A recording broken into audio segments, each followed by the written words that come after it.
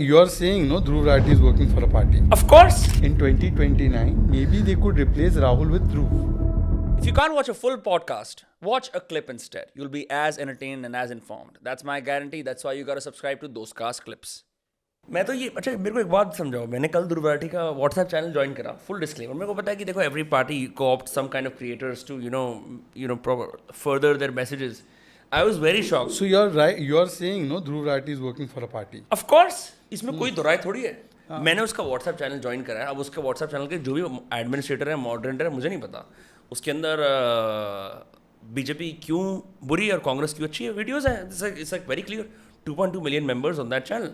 But it's a known fact that parties use YouTubers. What I'm surprised by is, and I've asked this question of Abhijit Kushal, right? And I've asked Pradeep. I'm asking this from you.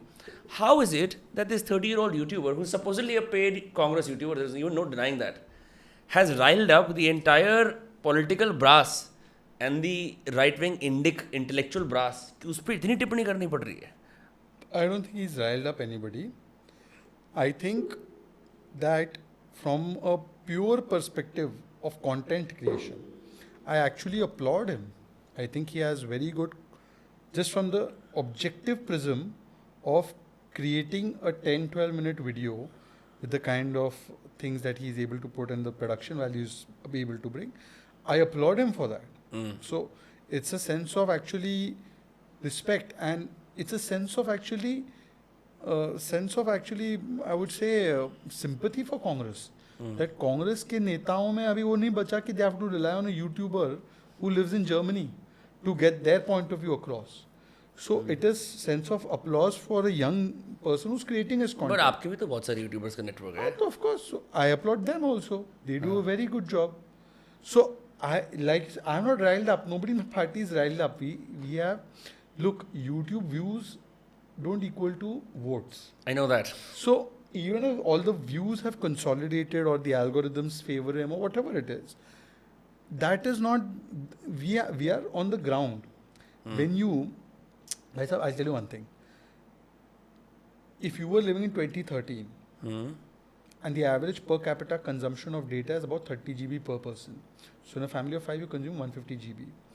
In 2013 1 GB cost 300 rupees. You would have been paying 45,000. 350 रुपए का recharge करा देते हम 1 GB में, तो महीने का. You would spend that for a month. You would be spending 45,000 rupees for 150 GB. Today that same 150 GB, that 9 rupees or 10 rupees GB will cost 1,500 rupees. Right. I don't think YouTube, one Dhruv Rathi video is going to change that experience. Or let me make it a more other experience for you. One tablet of blood pressure costs about 72 rupees or 80 rupees if you take a branded one. Modi started Jan Aushadhi Kendras, 9,000 of them, where you get generic medicines. Same medicine you get for 80 rupees, now you get at 9 rupees a tablet. I'm just talking about blood pressure medicine. Right. Do you see the amount of savings? The toilet that was built in every person's house has led to a savings in health costs of about 50-60,000 rupees per person. The middle class used to pay taxes at 2 lakh rupees and above in 2013. Today now effectively 7 lakh rupees tak there's no tax. So if you earn an income of 10 lakh rupees, what you used to pay 1,20,000 before, you're paying 60,000 now.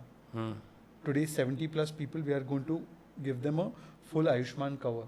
You know how much the premiums cost for elderly citizens.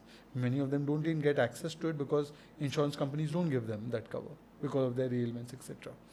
So these things make lives different. And when there's a lived experience of difference that's been made into your life, I don't think a YouTube video is going to change their view about Modi being a dictator. So we are not riled up by that. All I'm saying is that I have respect for him as a content creator. And there are many people on our side also who create great content. And on the other hand, it's sympathetic view that Congress has to rely, the entire machinery of the Congress is now dependent on one young guy who lives in Germany. But he's still better than their so-called young guy who's doing terrible for them in India. So maybe what I would suggest is that in the next election, in 2029, maybe they could replace Rahul with Dhruv as their face. I'm just saying, it's a good idea. They can consider it.